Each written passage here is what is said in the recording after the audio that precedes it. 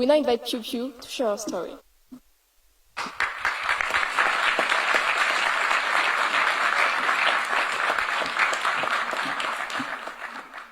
မင်္ဂလာပါ Bonjour à tous.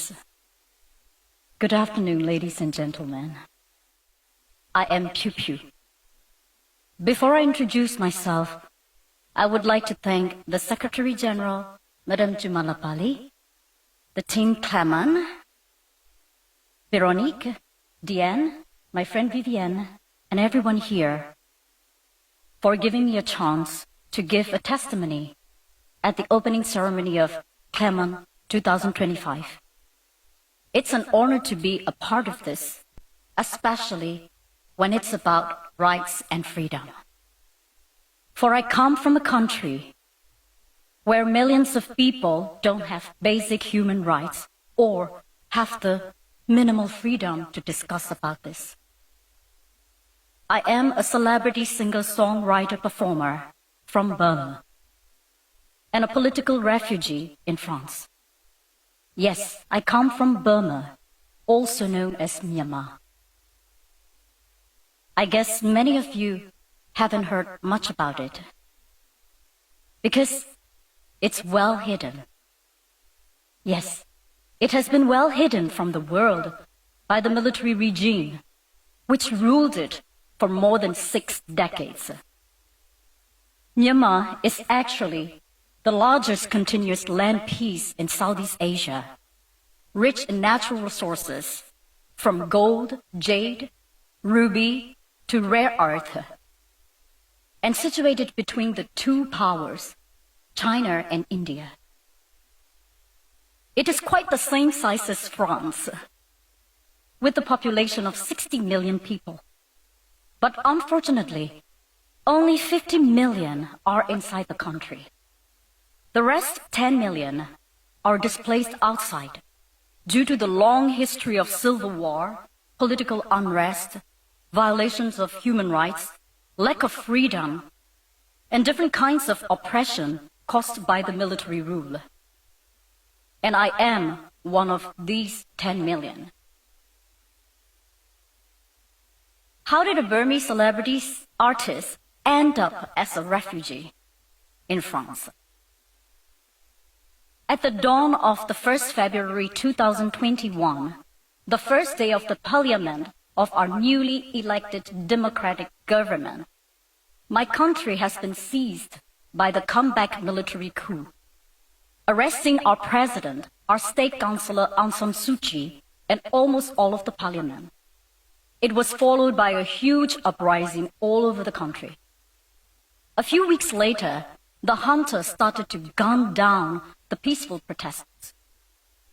I published a song called Tears on my social media with the footages of the violent crackdown of the peaceful protest. The song became viral and the hunter put me on the warrant list with the accusation of defaming the state under the Penal Code 505A, in which the accused can be imprisoned for at least 3 years. You might be wondering if it's really possible to imprison an artist for publishing a song on a social media in 21st century, right? Yeah, it is possible in Myanmar. I had 2 choices. One is to apologize to the hunter, appease with them, make a deal, not to involve in the politics again, and shut my mouth, pretend that nothing has ever happened in Myanmar, continue my career as a megastar, and let them use my image for their normalization propaganda to the world that everything is fine in Myanmar. Otherwise, I would get arrested and go to the notorious prisons of Myanmar. Another choice is to leave my successful career, my comfortable life, my wealth, my family, my home, my fans, everything I built and cherished for 20 years, to become a fugitive and end up in a third country like a nobody. I chose the second option because I couldn't shake the bloody hands of the hunter who have killed and tortured thousands of my fans and my fellow citizens. My choice had huge risk and consequences, of course. Finally, I had no choice but to decide to leave my country and everything I cherish. In the darkness of the one rainy night, I mustered all my courage and crossed the river between Myanmar and Thailand on an old Michelin tire. Yeah, that Michelin tire. Well, that's how I ended up in Clermont-Ferrand, don't you think so? Well, that was a nightmare for me that night, actually. Then I hid in Thailand for a few more months until I received protection from France. But not everyone was that fortunate. Some of my fellow resistant artists got arrested, some imprisoned, and one famous musician got killed in the frontiers. And one famous hip-hop artist, who is also the member of the parliament, got a capital punishment, and he got executed in prison. That execution was the first in 30 years of our history. And now you might be wondering, what's happening now in Myanmar 4 years after the coup? Well, the cruelty of the regime is becoming more severe each day, although the plight of my country and my people has unfortunately become less visible in the world's news lately. The military junta is killing its own people. They continue to commit crimes against humanity, targeting civilians, schools, hospitals, places of worship. There are already 30,000 people arrested, nearly 10,000 people murdered, not only in prisons or in conflict areas, but also from daily airstrikes by hunters' fighter jets on civilians' residential areas and war camps, destroying hospitals along with their patients and leaving temporary schools with bloody classrooms. About 3.5 million internally displaced people across the country, and hundreds of thousands of children without access to proper education, healthcare, and vaccination.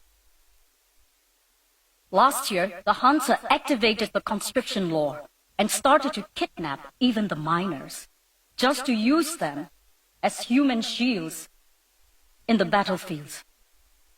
Majority of the people in Myanmar barely get 4.5 hours of electricity a day and hardly making a living under poverty, pressure, and scrutiny.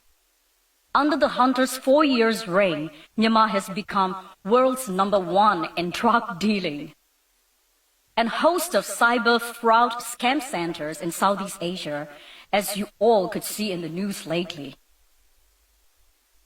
And the junta is preparing an election at the end of this year, which is nothing but a political trap to legitimize the atrocity and the crimes against humanity they committed over the past 4 years.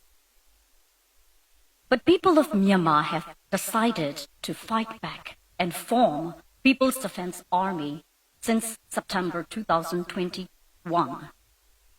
They had to resort to armed revolution, sadly, to regain freedom, justice, and democracy that they truly deserve.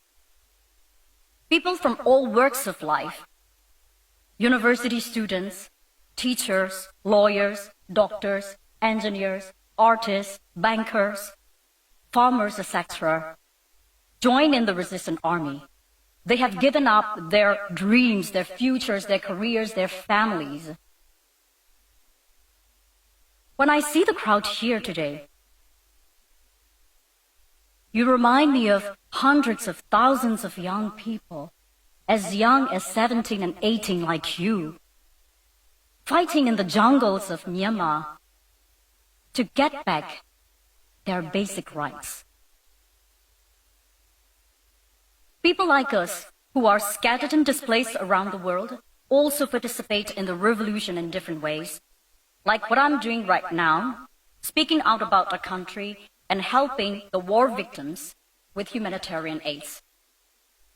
As an exile-resistant artist, I toured around the world since the end of 2024, singing fundraising charity concerts in London, Seoul, Sydney, Melbourne, and Tokyo to support the displaced people in war-torn areas, to unite Myanmar diaspora, and to increase the awareness of our forgotten war in the international scene.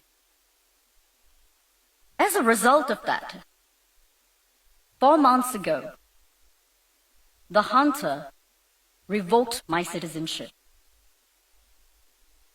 Now I'm not only a nobody, I have no nationality and no citizenship anymore. But that's not gonna stop me. I will continue my fight. I will continue to speak out the truth to raise awareness of our forgotten country and our forgotten war. I will continue to do whatever I can. This chance of my 10 minutes testimony here means so much to me and to my people of Myanmar. Your presence, especially that of young people here, encourages us, and your attention ensures us that we are seen, we are heard, we are recognized, and that we are not forgotten. And I hope one day the peace and justice would return to my country. Thank you very much. Have a wonderful day.